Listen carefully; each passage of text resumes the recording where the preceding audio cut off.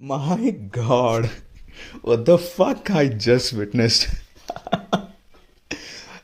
ನನಗನ್ಸೋ ಪ್ರಕಾರ ಏನು ಗೊತ್ತಾ, ಯಶ್ ಅವ್ರು ಹೋಗಿ ಗೀತು ಮೋಹನ್ ದಾಸ್ನ ಕೇಳಿದ್ದಾರೆ ನನಗೊಂದು ಫಕ್ಕಿಂಗ್ ಗ್ರೇಟ್ ಎಂಟ್ರಿ ಬೇಕು ಅಂತ. ಆದರೆ ಗೀತು ಮೋಹನ್ ದಾಸ್ ಅದನ್ನು ಬೇರೆ ಥರ ತಿಳ್ಕೊಂಡು ಬೇರೆಯೇ ಫಕ್ಕಿಂಗ್ ಎಂಟ್ರಿ ಕೊಟ್ಟಿದ್ದಾರೆ. I mean, what an idea ಅದು. ಈ ಐಡಿಯಾ ಕೊಟ್ಟವ್ರಿಗೇ ಒಂದು ಸೆಲ್ಯೂಟ್ ಕೊಡಬೇಕು. ಜೋಕ್ಸ್ ಅಪಾರ್ಟ್ ಹೇಳೋದಾದ್ರೆ, ಈ ಥರ ಸೀನ್ನ ಕ್ರಿಯೇಟ್ ಮಾಡಬೇಕು ಅಂದರೆ ನಿಜವಾಗ್ಲೂ ಯಾರಿಗಾದರೂ ಗಟ್ಸ್ ಇರಬೇಕು. ಆ್ಯಂಡ್ ನನಗನ್ಸೋ ಪ್ರಕಾರ ಆ ಥರ ಗಟ್ಸ್ ಇರೋದು ನಮ್ಮ ಯಶಲ್ಲಿನ. ಹಾಯ್, ಎಲ್ರಿಗೂ ನಮಸ್ಕಾರ. ತುಂಬ ದಿನದ ನಂತರ ನಾನು ಕೂಡ ವಾಪಸ್ ಬಂದಿದ್ದೀನಿ. ಹಾಗೆ ನಿಮ್ಮೆಲ್ಲರನ್ನ ನನ್ನ ಯೂಟ್ಯೂಬ್ ಚಾನಲ್ಗೆ ಸ್ವಾಗತ ಕೂಡ ಮಾಡ್ತಾ ಇದ್ದೀನಿ. ಹಾಗೂ ಎಲ್ಲದಕ್ಕಿಂತ ಮುಖ್ಯವಾಗಿ ನಮ್ಮ ಕನ್ನಡ ಸಿನಿಮಾನ ಬೆಳೆಸಿ ಬೇರೆ ಲೆವೆಲ್ಗೆ ತಗೊಂಡು ಹೋಗೋಣ ಅಂತ ಮಾತು ಕೊಟ್ಟು ಮಾತಿಗೆ ತಕ್ಕನಾಗಿ ಕೆಲಸ ಮಾಡ್ತಾ ಡ್ರೈವರ್ನ ಮಗನಿಂದ ಇಡೀ ಕನ್ನಡ ಇಂಡಸ್ಟ್ರಿಯನ್ನೇ ಇನ್ನೊಂದು ಮೈಲಿಗಲ್ಲಿಗೆ ಡ್ರೈವ್ ಮಾಡ್ತಾ ಇರೋವಂಥ ನಿಮ್ಮೆಲ್ಲರ ಪ್ರೀತಿಯ ನಮ್ಮ main character rocking star Yash ಅವರಿಗೆ ಹುಟ್ಟುಹಬ್ಬದ ಹಾರ್ದಿಕ ಶುಭಾಶಯಗಳನ್ನ ಕೋರ್ತಾ ಇದ್ದೀನಿ.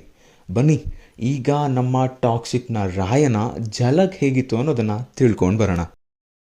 ಸೊ ಇಲ್ಲಿಯವರೆಗೂ ತೋರಿಸಿರೋವಂಥ ಕಂಟೆಂಟ್ಸ್ನ ನೋಡಿದ್ರೆ ನಮಗೆ ಗೊತ್ತಾಗುತ್ತೆ ಇದು ಒಂದು ವೆಸ್ಟರ್ನ್ ಕಂಟ್ರೀಸ್ ರೀಜನ್ನಲ್ಲಿ ನಡೆಯುವಂಥ ಗ್ಯಾಂಗ್ಸ್ಟರ್ಸ್ನ ಕತೆ ಅಂತ. ಸೊ ಈ ಒಂದು ಇಂಟ್ರೊಡಕ್ಷನ್ ವಿಡಿಯೋ ಕೂಡ ಅದೇ ಕಥೆನ ಹೇಳುತ್ತೆ. ಇಲ್ಲಿ ಇರೋ ಕ್ಯಾರೆಕ್ಟರ್ನ ಮಗನ ಡೆತ್ ಆಗಿದೆ. ಪ್ರಾಬಬ್ಲಿ ಇವನ ಮಗನನ್ನು ರಾಯನೇ ಸಾಯಿಸಿರ್ತಾನೆ.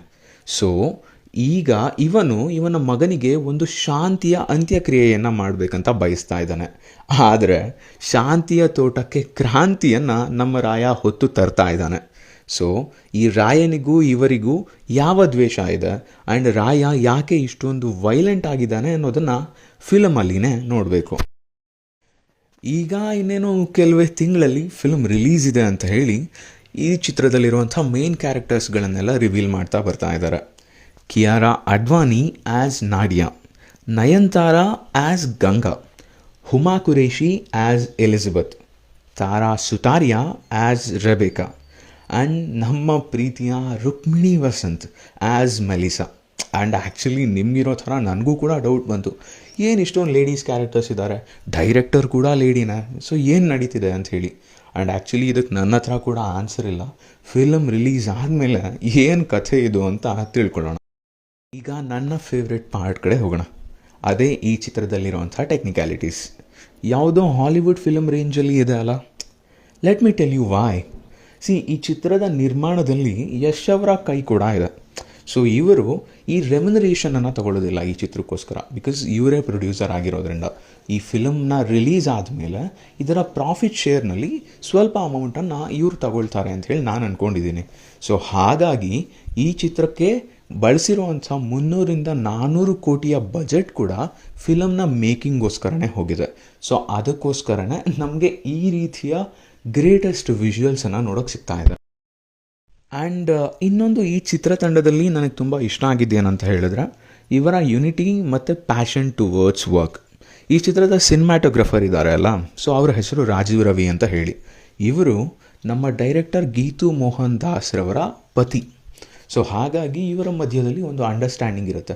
ಸೊ ಹಾಗಾಗಿ ಇವರಿಗೆ ಯಾವ ರೀತಿಯ ಫ್ರೇಮ್ಸನ್ನು ಇಡಬೇಕು ಆ್ಯಂಡ್ ಇವರು ಬೇಗ ಗೀತು ಮೋಹನ್ ದಾಸ್ಗೆ ಕನೆಕ್ಟ್ ಆಗಿರೋದ್ರಿಂದ ಅವರ ತಲೆಯಲ್ಲಿ ಏನಿರುತ್ತೋ ಅದನ್ನು ಕರೆಕ್ಟಾಗಿ ಎಕ್ಸಿಕ್ಯೂಟ್ ಮಾಡೋದಕ್ಕೆ ಇವರು ಹೆಲ್ಪ್ ಮಾಡ್ತಾರೆ. ಇನ್ನು ಮ್ಯೂಸಿಕ್ ನಮ್ಮ ರವಿ ಬಸ್ರೂರ್ರವರದು.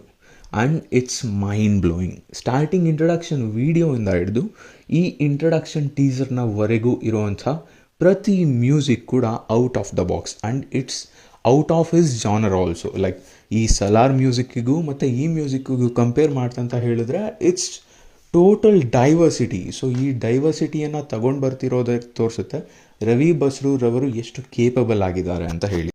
ಇನ್ನು ಈ ಚಿತ್ರದ ರೈಟಿಂಗ್ನಲ್ಲಿ ಗೀತು ಜೊತೆ ನಮ್ಮ ಯಶ್ ಕೂಡ ಕೆಲಸ ಮಾಡ್ತಿದ್ದಾರೆ.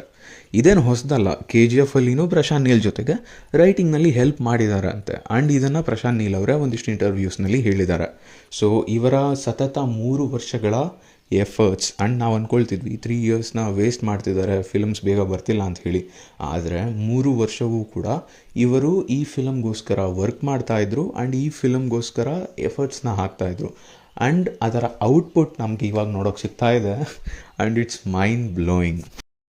ಸೊ ಟೀಸರ್ ನನಗೆ ತುಂಬ ಇಷ್ಟ ಆಯಿತು ಆ್ಯಂಡ್ ಈ ಚಿತ್ರದ ಮೇಲಿನ ಎಕ್ಸ್ಪೆಕ್ಟೇಷನ್ಸ್ ಆ್ಯಂಡ್ ಹೋಪ್ಸ್ನ ಬೇರೆ ಹಂತಕ್ಕೆ ತೊಗೊಂಡು ಹೋಗ್ತಾ ಇದೆ. ಸೊ ಈಗ ನಂಬಿಕೆ ಇದೆ ಯಶ್ ಮೇಲೆ ಆ್ಯಂಡ್ ಟಾಕ್ಸಿಕ್ ಫಿಲಮ್ ಮೇಲೆ. ಆ್ಯಂಡ್ ಈಗ ಹೇಳ್ತಾ ಇದ್ದೀನಿ, ಇದರ ಜೊತೆ ದುರಂಧರ್ ಮತ್ತು ಪ್ಯಾರಡೈಸ್ ಫಿಲಮ್ಸ್ ಕೂಡ ರಿಲೀಸ್ ಆಗ್ತಿದ್ದಾವೆ. ಈ ಟಾಕ್ಸಿಕ್ ಎಗೇನ್ಸ್ಟ್ ಎಷ್ಟೇ ಫಿಲಮ್ಸ್ ಬರಲಿ, ಆದರೆ ಥಿಯೇಟರ್ಸಲ್ಲಿ ಓಡೋದು ನಮ್ಮ ಕುದುರೆನೇ. ಏನಂತೀರಾ? ನಿಮಗೂ ಇದೇ ರೀತಿ ಅನಿಸ್ತು ಅಂತ ಹೇಳಿದ್ರೆ ಕೆಳಗಡೆ ಕಾಮೆಂಟ್ ಮಾಡಿ ತಿಳಿಸಿ.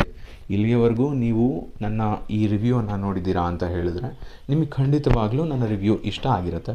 ಹಾಗಿದ್ದರೆ ಪ್ಲೀಸ್ ನನ್ನ ಚಾನಲ್ಗೆ ಸಬ್ಸ್ಕ್ರೈಬ್ ಮಾಡಿ ಮತ್ತು ಮುಂದೆ ಹೆಚ್ಚೆಚ್ಚು ವೀಡಿಯೋಸ್ಗಳನ್ನು ಮಾಡೋದಕ್ಕೆ ನನಗೆ ಇನ್ಸ್ಪೈರ್ ಆಗುತ್ತೆ ಅಂತ ಹೇಳ್ತಾ ನಾನು ಬರ್ತಾ ಇದ್ದೀನಿ. ಮತ್ತು ಮುಂದಿನ ವೀಡಿಯೋದಲ್ಲಿ ಸಿಗ್ತೀನಿ. ಅಲ್ಲಿಯವರೆಗೂ ನಮಸ್ಕಾರ.